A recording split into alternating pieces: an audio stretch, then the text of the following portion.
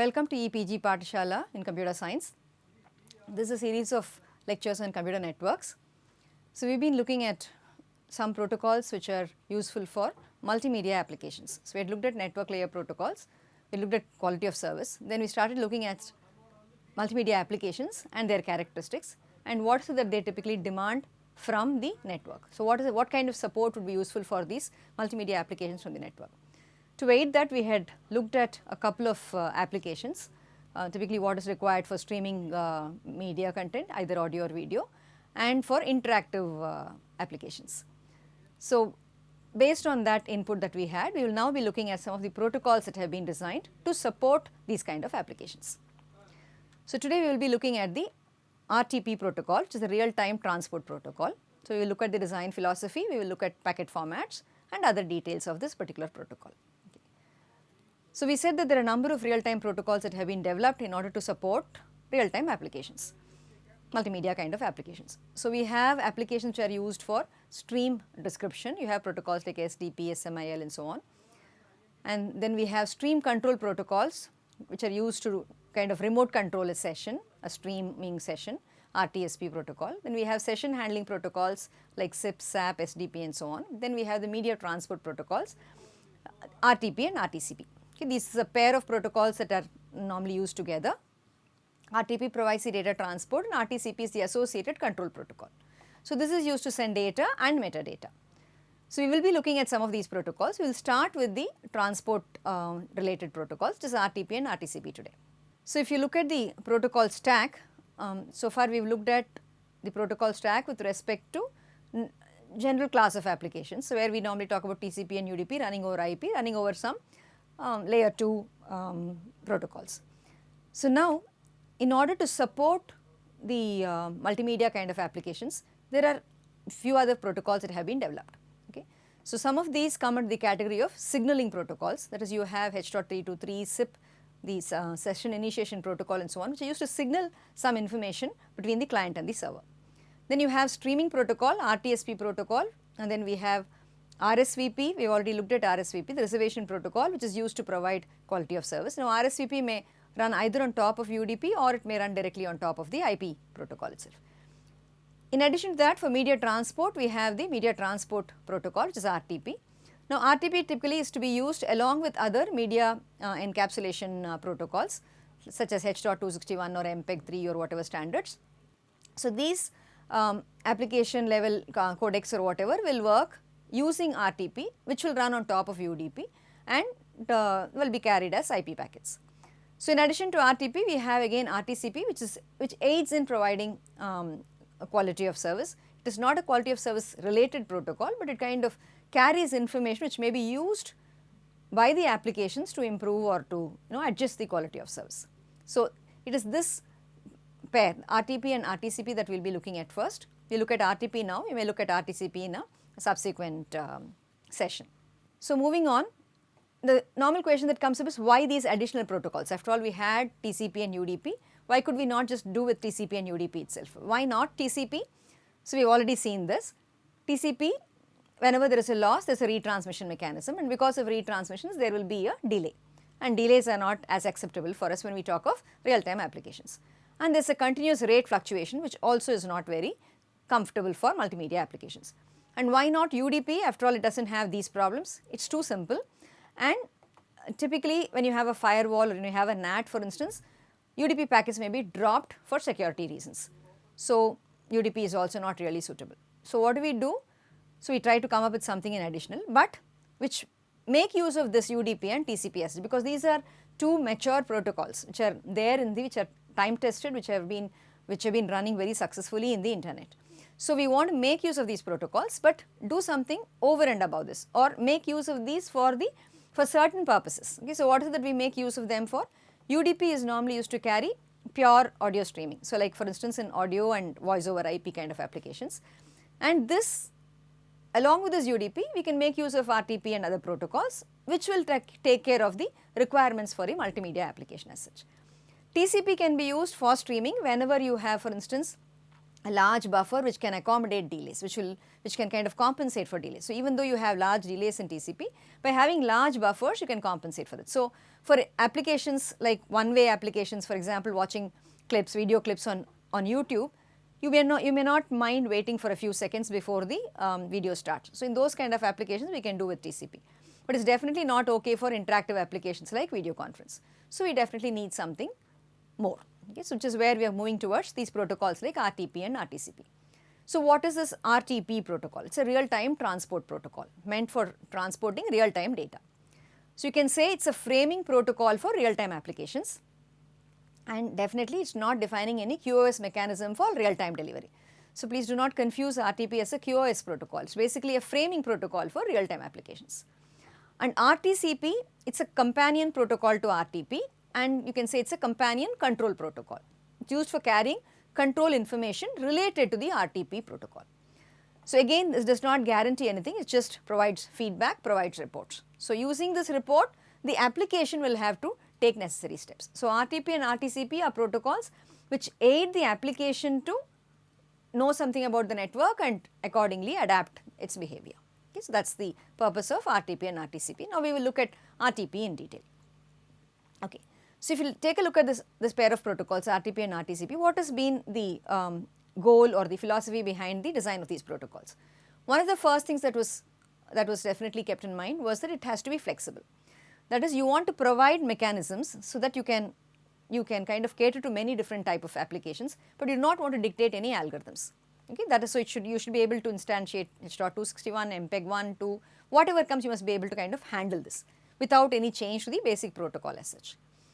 And it should be protocol neutral in the sense that you should be able to work either with UDP IP protocol, the lower layer protocols. You must be able to work with UDP and IP, or it may also be some private ATM networks and so on that you want to work with. Of course, now predominantly it is UDP IP, but whatever other protocol comes in future, that also we should be able to handle. Third is it should be scalable, okay, and it should be able to handle unicast as well as multicast, because remember that when we talk about many multimedia applications, we typically go into conferencing kind of applications, audio conferencing, video conferencing and so on. So, where definitely there is a need for multicasting support. So, we have many users or many receivers who will have to receive a single piece of multimedia data. And normally what we also try to do is you try to separate the control and the data, okay, so that some functions, the control functions can be taken care of by different protocols if necessary. Okay, so kind of separate control and data, that always gives us a little more control over how the entire process actually can take place. Okay. So, now coming to the requirements as such of the RTP protocol. Okay, what is it that we wanted to do? So, if we identify the requirements, then we can see if all these things, all these requirements are met by means of whatever information is carried as part of the protocol format and so on.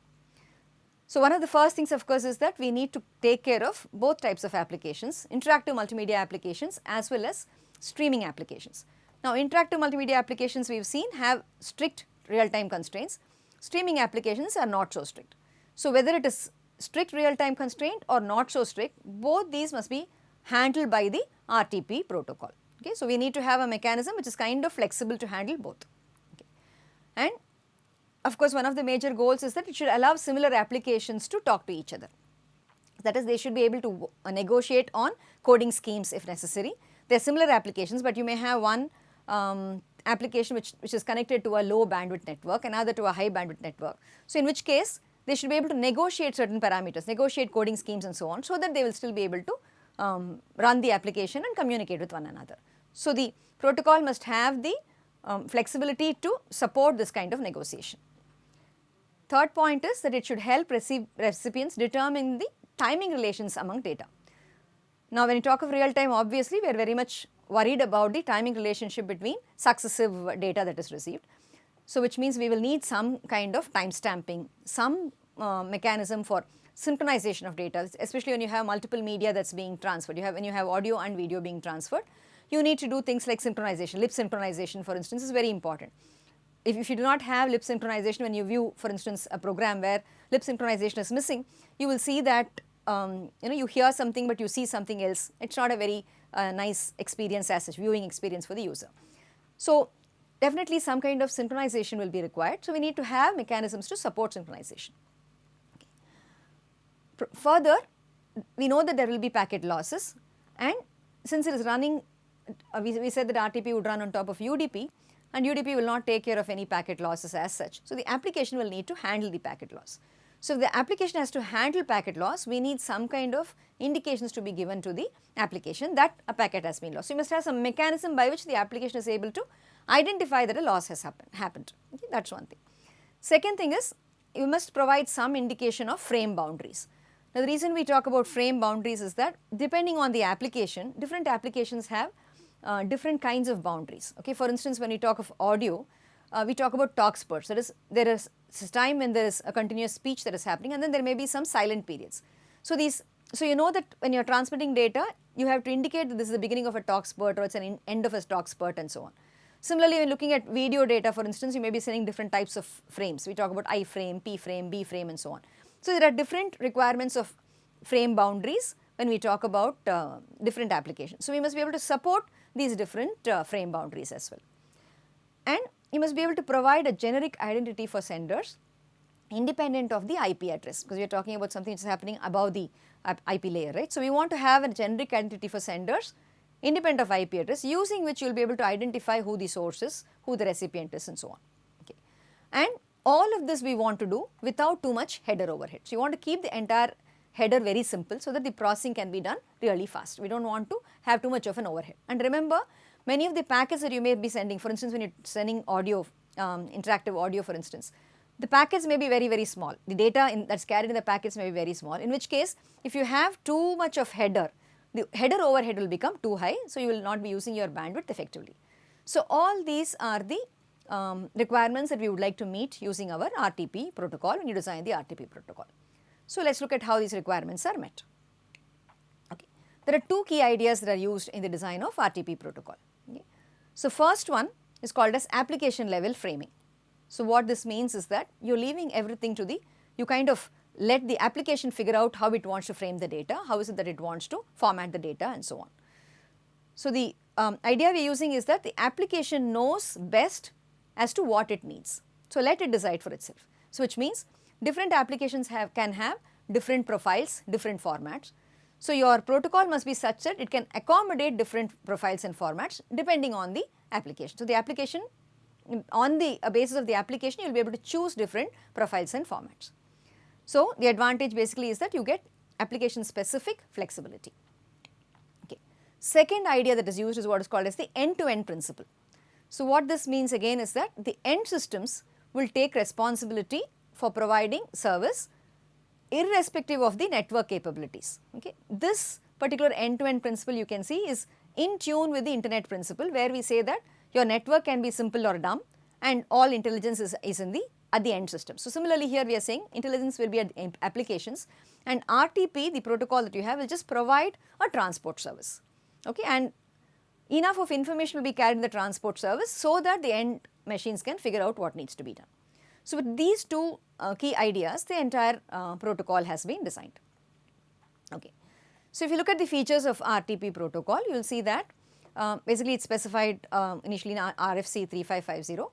So, as I said, RTP runs an end system. If you have the end-to-end principle, so it runs on the end systems. So, no RTP running anywhere in the network, meaning at the routers or whatever. Okay. And RTP packets are encapsulated in UDP segments. That is another decision that is taken. And RTP will manage delivery of real-time data. That is, it specifies the packet structure which is required for carrying audio, video data and so on. So, that there is some mechanism to specify that. Okay. And it will provide for interoperability, which means if two VoIP applications run RTP, they can work together, they can talk to each other. Okay. All right. Now, in order to do all these things, what are the other features that are inbuilt or built into RTP? So, RTP packet, if you take a look at it, you will see that it provides some kind of a payload type identification. Now, why do I need a payload type identification? To identify what kind of data is actually being carried, whether it is audio, video, what type of audio, video I am carrying and so on. Okay. So, there is a payload type identification that is specified.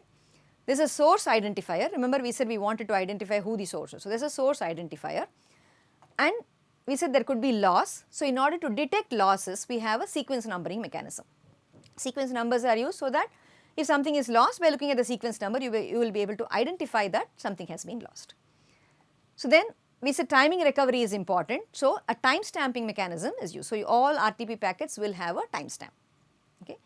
And there are markers for significant events in the data stream. So, we said that we want to have different frame boundaries and so on. So, if I want to mark something, there are markers that are provided, and again these markers can be defined based on the application. So, you get application specific marking or application specific frame boundaries can be specified.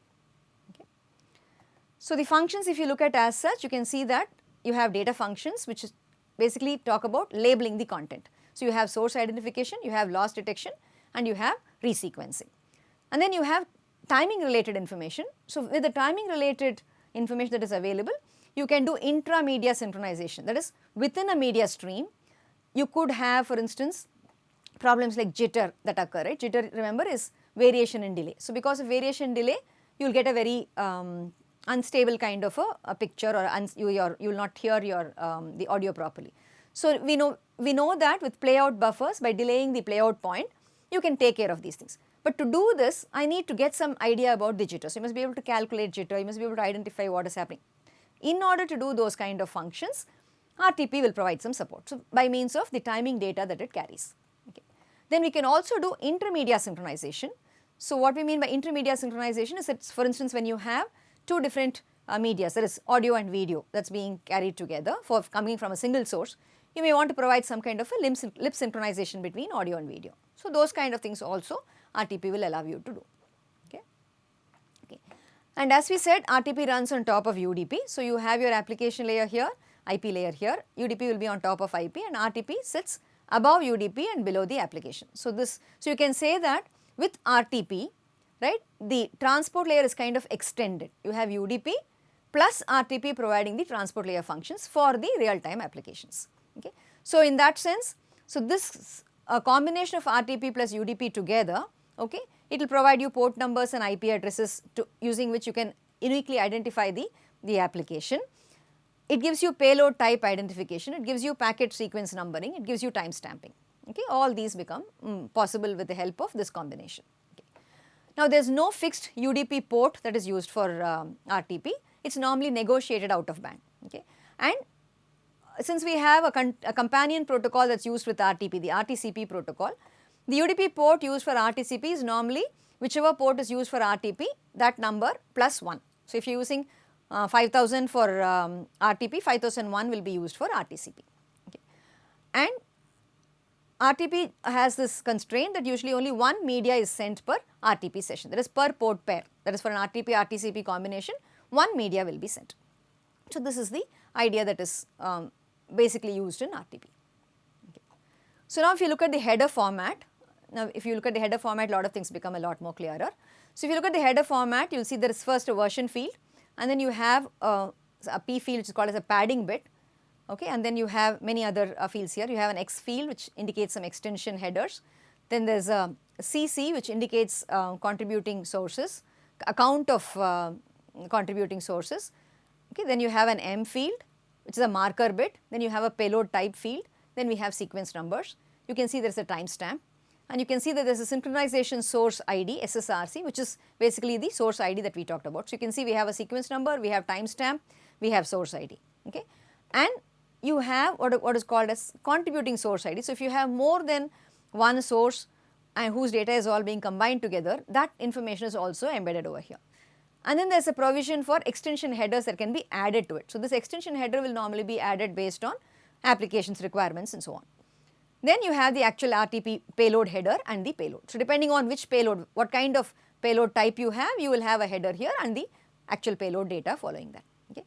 So, of this, these first three, okay, are the ones which are, so you can look at each of this is 4 bytes. So, 4 into 3, 12 bytes forms the standard part of RTP header. The rest of the things are added depending on the situation, depending on the application. So, just looking at each of these bits now. So, version, it is a version identifier. This P is a padding bit. Now, padding bit is used whenever the RTP payload is padded, because we want everything to be, the entire packet to be in multiples of 4 bytes. So, what happens here is that when padding is used, the last byte of the padding, that gives the number of bytes that are padded. So using that you can count back and look at which are the extra bytes that have been added, and you can remove them. Okay. And there is an X bit, this basically is set whenever there is an extension header added, as we said. CC refers to the count of contributing sources. M is a marker bit which is used for identification. PT is payload bit. Sequence number is a number which is used to detect missing and misordered packets. Now this M and PT are both defined by the application profile. So you have what are called as different application profiles which are used, and they specify what the format of M and PT should be and what should be there in that particular payload header and so on. So the payload type, as we said, okay, it indicates the type of encoding that is currently being used is 7 bits. So if the sender changes the encoding during the call, then the sender informs the receiver through this payload type field. So which means even during the call, if there is a drop in the bandwidth, you can accommodate for those changes. So you have different payload types, right? 0 indicates PCM mu law, 3 is GSM 13 kilobit per second. You can see the different data rates are supported using the different payload types that you have. Okay. And the sequence number field that we looked at, that's a 16-bit sequence number field. So it's incremented by 1 for each RTP packet that is sent. So you can use this to detect packet loss and restore any packet sequences.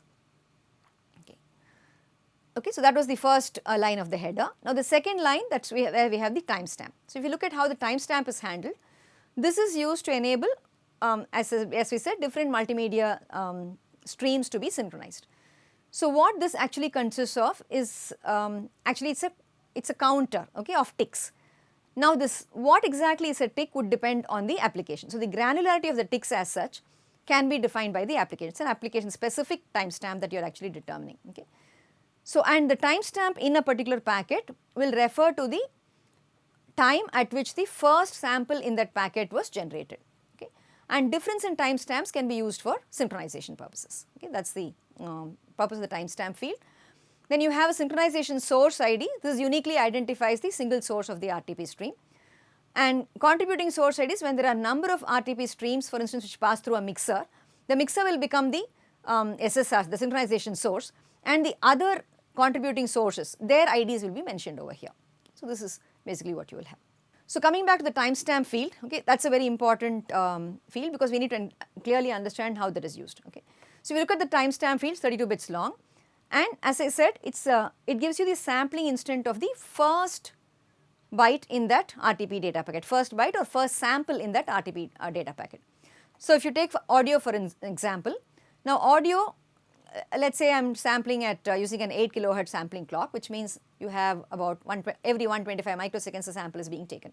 So the timestamp clock will increment by 1 for each sampling period. That is, once every 125 microseconds the timestamp clock will be incremented, okay. So if the application is generating chunks of 160 encoded samples, for instance, for 20 milliseconds of samples are being sent as one chunk, okay. So in 20 milliseconds, what would I get? I would get 160 encoded samples. So which means the timestamp in subsequent packets will be incremented by 160, because in the previous thing I would have had, if I had a timestamp of X, the next RTP packet is going to have the 161st sample, right, starting from the first one. So it will have the value of X plus 160. So that will be the value which you will find in the timestamp field. So it kind of tells you exactly what is the timing relationship between these two packets, okay. The sequence number field, however, will be incremented only by 1. So by looking at the sequence number field, which tells you this packet follows this packet, and by looking at the timestamp information, you will know exactly how many samples are being carried, and then you will be able to find out what is the timing relation that you have between these two packets, and then you will be able to play it back at the appropriate rate, okay. So timestamp clock will continue to be increased at the constant rate even when the source is inactive. For instance, we talked about having silent periods, right. So if you have talk spurts and you have a silent period, even during the silent period you may not be transmitting the data, but you are sampling the data as such, right. So but the value is 0, so you are not transmitting it, but the timestamp will continue to be incremented. So that is how you will be able to also replay the silent periods also on the other end, okay. That is the beauty of how this timestamp field is used. And the source SSRC field that we talked about, that is a 32-bit long field. It is used to identify the source of the RTP stream, and each stream in the RTP session will have a distinct SSRC. Okay, so this is just a small example to understand this. So let us say we are sending the same example of 64 kilobit per second PCM encoded voice over RTP. So, the application will collect the encoded data in chunks, for example, every 20 milliseconds. So, you will have 160 bytes in a chunk. Okay. So, now the audio chunk, so we are assuming that you are sending 1 byte per sample. Okay, 160 samples are there, 1 byte per sample. So, you will have 160 bytes in the chunk. So, this 160 byte chunk plus the RTP header, that forms the RTP packet, okay, which will now be encapsulated in a UDP segment and it will be sent. Okay.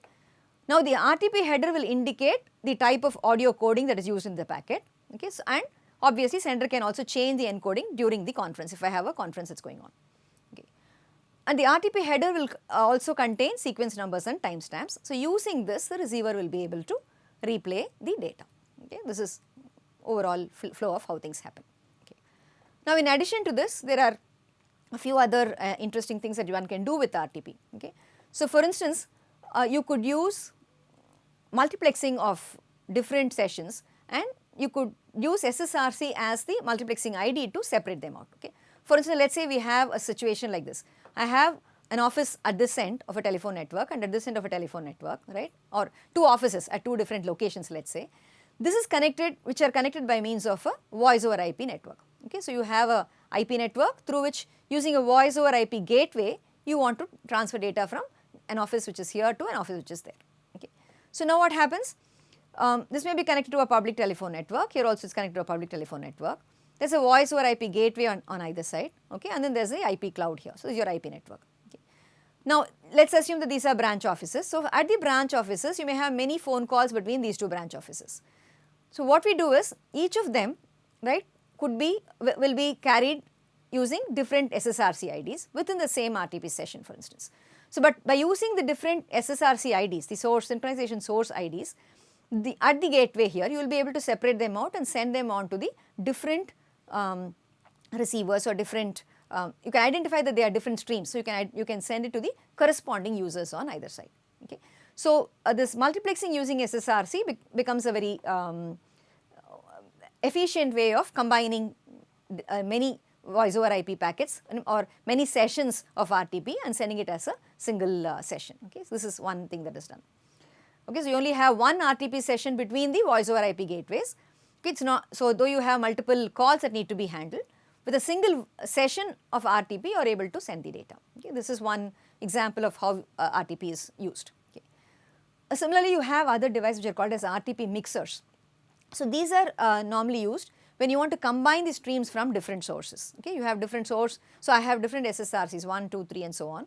So, for instance, this may be on a high bandwidth network, connected on a high bandwidth network. The receiver may be connected to a low bandwidth network. So, in which case this device called a mixer which comes in between, okay, can now combine the data coming from these and then play it out at a rate which can be handled by the receiver. So, in which case this mixer will become the SSRC and your SSRC 1, 2 and 3 will now become the contributing sources. So, we talked about CSRCs, right. So, in this kind of situation when data is sent from the mixer to the receiver, an RTP session will be established here and for this session you will find that these SSRCs become the CSRCs and the mixer will become the SSRC which is actually handling this session. Okay. So, like this there are many uses of the RTP protocol and many uses of how you can use this information that is carried in the RTP protocol to distinguish between sessions, to carry data appropriately and so on. Okay. Of course, along with the RTP protocol we also have the RTCP protocol. So, it is this combination that gives a lot of strength to the multimedia session management or the transport management that we are talking about. Okay. We will look at RTCP later, but with this idea of RTP you should be able to figure out how the protocol is designed, right, in such a manner that whatever features are required are kind of provided. Okay. Now, when you talk of RTP packets, if you see there are some interesting facts about this packet format as such. You will see that there is no protocol field. So, how do I identify what is the protocol? Okay. So, what you will actually have to do is you will have to check for the version field or you will have to check for some fields in the stream of packets. So, you will have to maybe you will have to do something like a per flow checking, that is look for a constant SSRC and increasing sequence numbers to identify a flow and use that to validate whether it is a proper RTP packet and so on. Okay.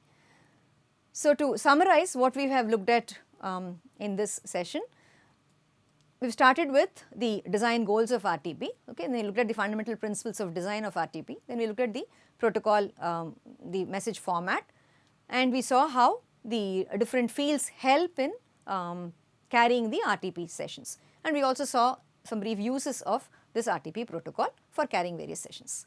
Okay. So, we will be looking at RTCP later. So, this is a quick introduction to RTP. Thank you.